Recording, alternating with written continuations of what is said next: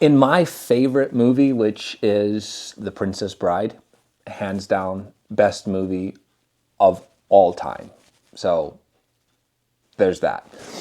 There's a really cool scene after Wesley has been mostly dead all day, and then Miracle Max makes a pill, and then he comes back to life, and they have him outside the castle gate, and they tell him, we have to, Buttercup is married Humperdinck in a little less than half an hour, that scene. He's like, well, what are our liabilities? And he said, well, there's only one castle gate, and it's guarded by 60 men. And Wesley says, well, what are our assets? And it was my steel, your brain, and his strength. And he's like, impossible. It's impossible. I mean, if I had a month to plan, maybe I could come up with something, but this, and he just shakes his head like it's impossible. So they have this goal, this massive undertaking that needs to be planned, but the list of assets that are initially given seem to make it an impossibility. And then Wesley says, if we only had a wheelbarrow, that would be something. And Inigo says, where do we put that wheelbarrow that we had with the albino? And Fezzik, with the albino, I think. And why didn't you list that among our assets in the first place? And then there's the Holocaust cloak. So you go from this, I've watched this movie way too many times. So you go from this place of utter hopelessness to a place where you've identified a goal, but your assets, the plans are just insufficient to get it done.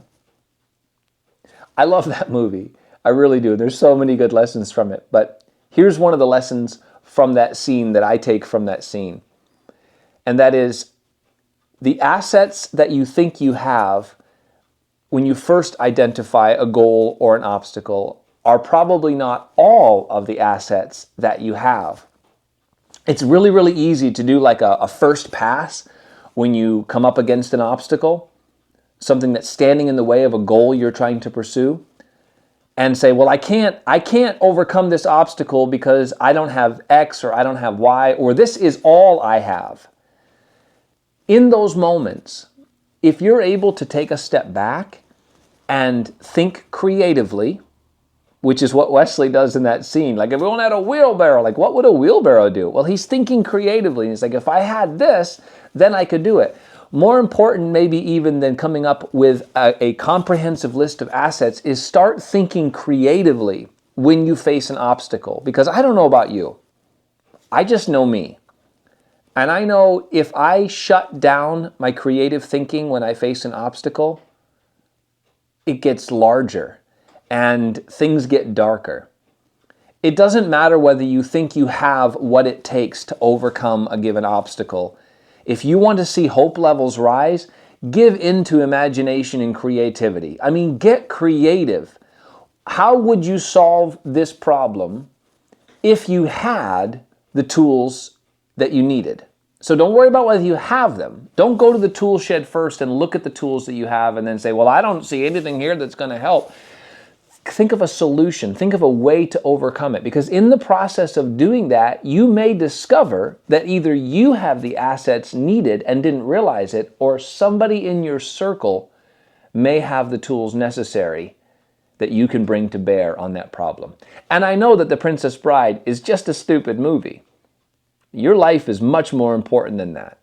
But movies are, a description of life a lot of times. So take your problem, get creative, and don't give in to despair just because at the first pass you don't think you have the assets or the skills or the materials necessary to solve the problem. There is almost always a way to solve any problem that we face. We can overcome it, we can go under it, we can go around it, we can blow it up. And if you have a Holocaust cloak, the odds are even better. Anyway, I hope you'll watch that movie and enjoy it. And I hope that this gives you something to think about as you're approaching your challenges and obstacles today. So, thanks for watching.